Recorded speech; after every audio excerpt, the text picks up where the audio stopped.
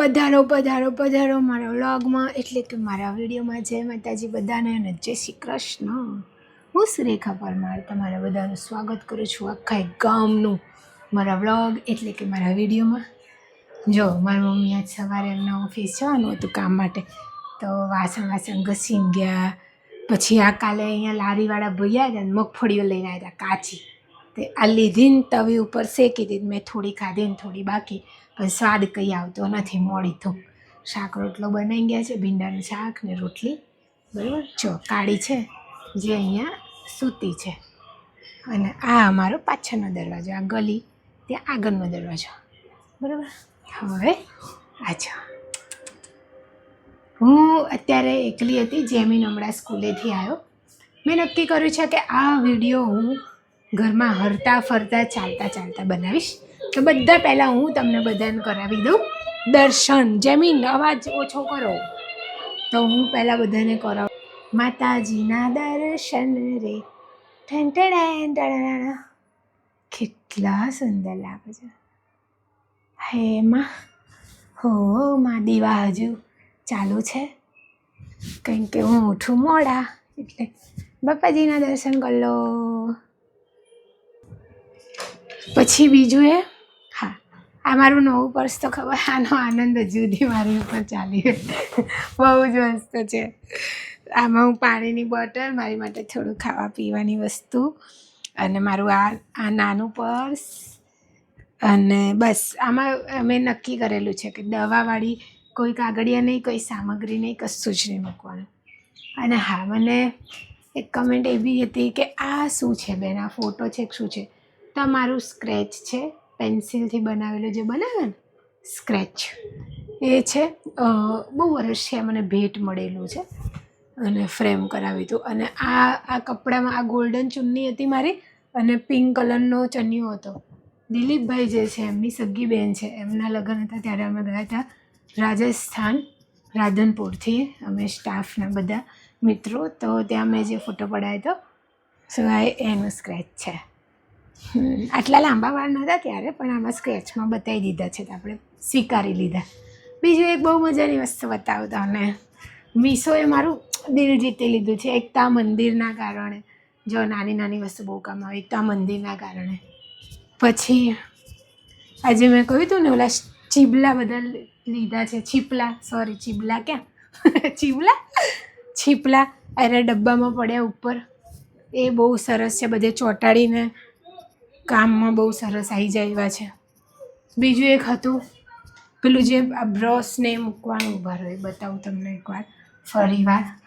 એક આ વસ્તુ જેને મારું દિલ જીતી લીધું અને બહુ જ મસ્ત છે. હવે મારા ઘરમાં સૌથી શ્રેષ્ઠ અને બેસ્ટ વસ્તુ બતાવું.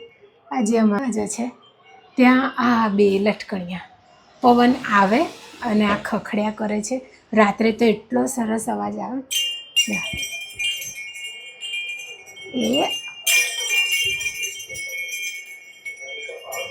આ સૌથી બેસ્ટ પ્રોડક્ટ છે, સૌથી બેસ્ટ. અને એવો ઝીણો અવાજ કરતું જ રહે છે આ, અને બહુ આનંદ મળે અને બહુ ખુશી મળે. બીજું હા, આ ગાયો ઊભા રહો બતાવો. આ ગાયો, આ તો બહુ જ એનાથી બી આનાથી આનંદ આવી. મારે છે ને કેવી ગાય જોઈતી હતી ખબર? મારે મોટું પોસ્ટર જોઈતું હતું ગાયનું, આમ મોટું સજાવાને કરવા માટે. તો હું કાં તો અહીંયા લગાવત, આમ અહીંયા મોટું, કાં તો અહીંયા પાછળ લગાવત, પણ મેં ના પડે, એવું મળ્યું નહીં. અને પેલું જે સ્ટીકરવાળું મળે છે એવું એટલે લેવા નહીં માગતી કે અમારે ચૂનો કરેલો છે પ્લાસ્ટર ઉપર, તો શું કહેવાય, ઉખડી જાય તો, એટલે પછી.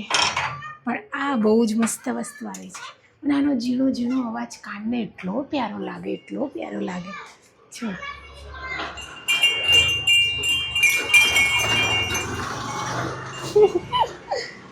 આમ હું હલાવું ને એના કરતાં જે હવા આવે ને અવાજ આપે ને એ બહુ સરસ છે.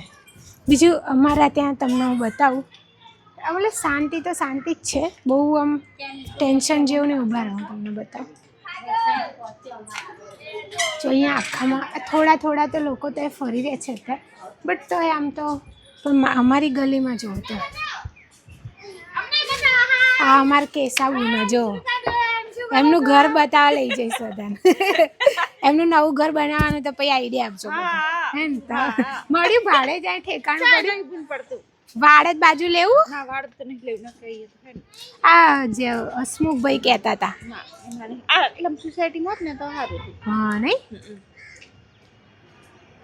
આટલામાં જ જોવું પડે તો જ મેળ પડે ને જગાનું હે પણ અમી ના એમાં તો સામાન ના આમાં ને બધા ઘરના નહીં 9 જણા તો 9 જણા સામાન ખાવા પીવાનું બધું નહીં તો એમને બી નવું ઘર બનાવવાનું છે પહેલું વાળું જો પહેલું જે છેલ્લું રહ્યું ને પેલો ભઈલો ઊભો ને આ ઘર એમને બનાવવાનું તો પણ ઘર બનાવવામાં તો વાંધો નહીં પણ પરિવારના સભ્યો જ 9 જણા છે પછી બીજું સામાન ઘરનો બધો મૂકે ક્યાં ભાડે એવું ઘર મળી રહે તો મેળ પડે હવે અમારા કિસ્સામાં કેવું થાય તો જ્યારે અમારે ઘર બનાવવાનું થયું ને તો આ બાજુવાળું છે ને મકાન તો માસી તો પ્રભુડાના ઘરે જતા રહ્યા પણ માસીનો આભાર તો ક્યારેય ચૂકવી નહીં શકીએ તો છે ને કે એમને ઉપર બીજો માળ છે તો એમને અમારો 60% સામાન જે નાનો હતો અમારા રસોડાના વાસણ જે એવો વસ્તુ જે ઉપયોગમાં ના આવે એ અમે અમારો ઘરનો બધો સામાન એમના બીજા માળે બધો ચડાવી દીધો હતો અને બધો સેફલી બધું મૂકી દીધું હતું અને અમે પછી અહીંયા સામે એક ઘર હતું સામે નાના 2 રૂમવાળું એ અમે ભાડે લઈ લીધું હતું અને ત્યાં જે તિજોરી ડબલ બેડ એ તો એવી વસ્તુ કે ઉપર ચડે એવી જ નથી તો એ ત્યાં અમે 2 તિજોરી અમારી જે અમારો બેડ છે એ અમે ત્યાં મૂકી દીધો અને અમે નાનો એક બીજો રૂમ હતો ત્યાં એવી વ્યવસ્થા કરી કે જ્યાં અમે ગેસ ને જમવાનું ને એ બધું થઈ જાય બીજું અમે સભ્યો હતા 4 જણા હું મારા મમ્મી મારા મોટા બહેનમાં ભત્રીજો એટલે એ નાનું હતું તો વાંધો ના આવ્યો પણ એમને પરિવાર મોટું છે હવે એમને ઘર બનાવવું છે પણ પ્રોબ્લેમ થઈ રહી છે તો ક્યાંક ભાડે ઘર આટલા મળી જાય તો સારું ભાઈ બહુ દૂર મળે તો પાછી તકલીફ એ થાય કે હા રોડિયા પાછી તકલીફ એ થાય કે મજૂરોને કામ કરવા રોજે ધ્યાન રાખવા આવવાનું કારણ કે અમને ખબર છે મારે ત્યારે વડોદરાનું ફિલ્ડ ચાલુ હતું તો હું વડોદરા જતી રહી તો મજૂરોએ કામ કર્યું જ નહીં સરખું કારીગરે ના ગાંઠ્યા પતરું બધું ઊંધું લગાવી દીધું પછી ઘણો ઢાળમાં ડખો કર્યો ટાઈસોમાં ડખા કર્યા નાની વસ્તુ કેટલીક વસ્તુ તો એમને ધ્યાન બી ના દીધી તો આવું બધું થાય એટલે ઘર બનાવતા વેળાએ બહુ ચોકસાઈથી બહુ ધ્યાનથી કરવું પડે બીજું અમે જે રસોડાની પટ્ટી હમણાં અઠવાડિયા પહેલાં મમ્મી અમને નખવડાવી ને એ પટ્ટી અમે ત્યાર લાવ્યા હતા તો કોઈક મજૂરના હાથેથી તૂટી ગઈ અને તૂટી તો કેવી તૂટી એવું કહેવાય ને તૂટી ગઈ તોડી નાખે એવો ઇંજામ નાખી શકે કારણ કે આવડા કટકા પટ્ટીના 4-5 તૂટે તો 1 થાય 2 કટકા થાય સો આવું બધી પરિસ્થિતિથી ઢીંગલી ભમ દઈને એઠી પડી બિચારી મને જોઈને રોઈ નહીં સુરેખા ફઈ બોલશે તો જ્યારે બી ઘર બનાવવાનું થાય નાનું મોટું ગમે એવું 1 રૂમ 2 રૂમ બંગલો 5 રૂમ પણ એક વસ્તુ હોય કે આપણે જોડે રહેવું પડે થોડું સાચવવું પડે કારણ કે કેટલીક વાર કારીગરો સારા મળી જાય તો મજૂરો ડખો કરે મજૂર સારા મળી જાય તો કારીગર ડખો મળે અમારા કિસ્સામાં થયું એમ અમારા કારીગર બીમાર પડે એટલે બીજા કારીગરને અમારે બોલાવવા પડ્યા એમના રેફરન્સથી જ બોલાવ્યા હતા પણ એમને એટલું ધ્યાન ના દીધું ઘણી વસ્તુમાં એવું કર્યું બીજું એક મેં કહ્યું હતું ખબર અમારી અહીંયાથી 2 ટાઈસો ઉખડી ગઈ હતી આ ખૂણામાંથી વચમાં અહીંથી પડી ભમ દઈને અહીંયા નીચે બંને જાતે ઉખડી ગઈ હતી હે અહીંયા ઉપર તો એ હમણાં જ્યારે બોલાયા હતા હસમુખભાઈને ત્યારે એ 2 ટાઈસો બી ન ખવડાવી દીધી તો એ બહુ સારું કામ થઈ ગયું અને જે ત્યાં જગ્યા હતી એ મારી મમ્મી એમને ભરવડાવી દીધી અને એક અહીંયા બી જુઓ એક અહીંયા બી કામ બાકી હતું આ જે પટ્ટી છે અહીંયા સિમેન્ટ નહોતો લગાવેલો સો મેં એ કામ કરાવી દીધું તો આ બધી વસ્તુ નાની બહુ હેરાન કરે અમારી પટ્ટી નથી તો પાણી બધું આવી જતું રસોડા પર કામ કરતા હોય તો પાણી પાછું આવી જાય એ બધું તકલીફમાંથી આપણે પાર પડ્યા બરાબર એકવાર મજા આવે જેમીન બાથરૂમમાં લાઇટ ચાલુ બંધ કર ભાઈ તંગડી પહેરીને ફરે વિડીયોમાં લાવી દઈશ એ નાવા જાય છે એને આજે સ્કૂલમાં બાંધી હતી અમારા અહીંયાની એક ઢીંગલી છે એને રાખડી તો ભાઈ આનંદિત થતા હતા એ મને બધા ફિયા જોવો મને રાખડી બાંધી તો ભાઈ ખુશ થતા હતા ને કાલે જ એમ કહેતી હતી કે ભાઈ રાખડીના દિવસે સારું ગિફ્ટ આપજે નહીં તો હું તો રાખડી નહીં બાંધું કહું સો અને હા મેં રાખડીઓ લાવી દીધી છે બધી મસ્ત રાખડી લાવી છે જેમીનને ભૈલાની સરખી જ લાવી છે, ખાલી થોડી નાની મોટી લાવી, કારણ કે મારા ભૈલાના હાથ ભારે, જેમીન તો હજુ નાનકો છે. તો એ નાનો હતો ને તો એને લાઇટવાળી રાખડી બહુ ગમતી. તો રક્ષાબંધનની વાર હોય અને 2-3 દિવસ પહેલાંથી જો બધા અહીંયા નાના બચ્ચા તો વહેલાથી રાખડી બાંધે. તો બધા આમ મને કે ફિયા આવી રાખડી ડોરીમોનવાળી ને લાઇટવાળી ને તો એ કે કર્યો આ સામેથી કે કર્યો. અને રક્ષાબંધનના દિવસે તો એટલો હરખ પદુડો હોય, વહેલો ઉઠી જાય, તૈયાર થઈ જાય રાખડી બાંધવા માટે. અત્યારે બી વહેલો ઉઠી જાય અને હું તો મોડા ઉઠું એટલે છે ને રાહ જોઈને બેહારે કે આ સુરેખાફી ક્યારે ઉઠે તો અમને રાખડી બાંધે. અને કાલે ઈચ્છા છે કે હું સારું એવું વહેલા ઉઠું તો વહેલા દીવાબત્તી થઈને અમે તો સવાર મોર્નિંગમાં જે સારું મુહૂર્ત, મતલબ હું ઉઠું અને પછી દીવાબત્તી થાય એટલે સારું મુહૂર્ત અને અમે રાખડી બાંધી દઈએ છીએ બસ, માતાજીનું નામ લઈ. તો એ છે ઘણીવાર એવું હોય છે કે મુહૂર્ત એવા નીકળે કે સાંજે બાંધવાની, ઘણા પછી એવી અફવાઓ બી ફેલાવે. અડધા તો એક વર્ષ તો મને યાદ કે સાંજે 5:30 વાગ્યા પછી બાંધવાની. મેં કીધું ના, હું તો સવારે બાંધી હતી, માતાજીનું નામ લઈ, માતાજી રક્ષા કરજો ભૈલાઓની બંનેની. સો કાલ માટે મારી જોડે એક જોડી મસ્ત નવા કપડાં છે તો હું એ પહેરીશ અને પછી ભૈલાને બાંધી દઈશ, બકાભાઈને જઈને બાંધી આવીશ. પછી દિલીપને પછી ખોડિયારનગર જવાનું જ બાંધવા. હસમુખભાઈ આ વર્ષે નવા ભાઈ વધ્યા છે, સો એમને બી જવાનું છે રાખડી બાંધવા. તો બધાને રાખડી બાંધી પછી સાંજે આરામથી ઘરે આવશું. કાલ તો અમે સિવિલમાં રજા જ છે એટલે કાલ તો બોલાવશે નહીં. આવું નહીં બોલવું, હું બોલું નહીં એવું કંઈ નહીં થતું, ઉલટું સુલટું થઈ જાય. સો બસ કાલે બધાને ફરીવાર રક્ષાબંધનની ખૂબ ખૂબ શુભકામનાઓ.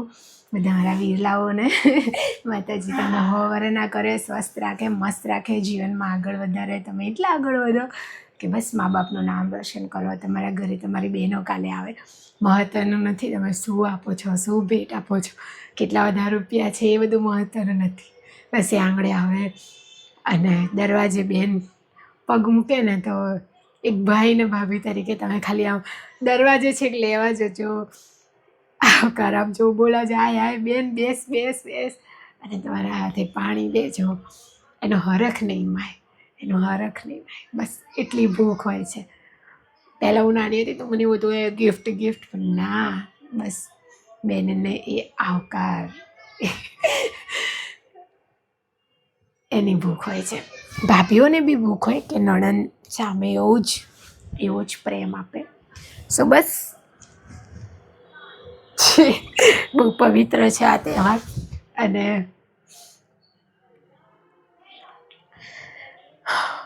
અત્યારે સવારે હું દીવાબત્તી કરતી હતી ને જ્યારે, તો કાલ રક્ષાબંધન છે તો નોર્મલી એવું થાય કે રક્ષાબંધનના આગલા દિવસે હું રાખડી લેવા જતી હોય, પણ આ વખતે મેં એડવાન્સ લઈ લીધી છે.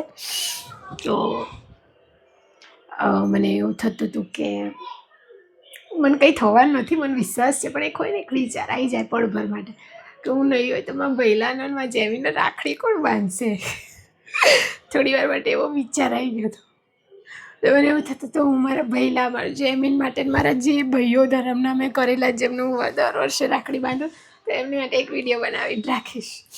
અને હું એમાં કંઈ રાખીશ, મારે જે કહેવું છે ને એ દિવસે રક્ષાબંધનના દિવસે શું કરે એ બી મારે એમને કહેવું છે. મને મરવાથી ડર નહીં લાગતો ભાઈ.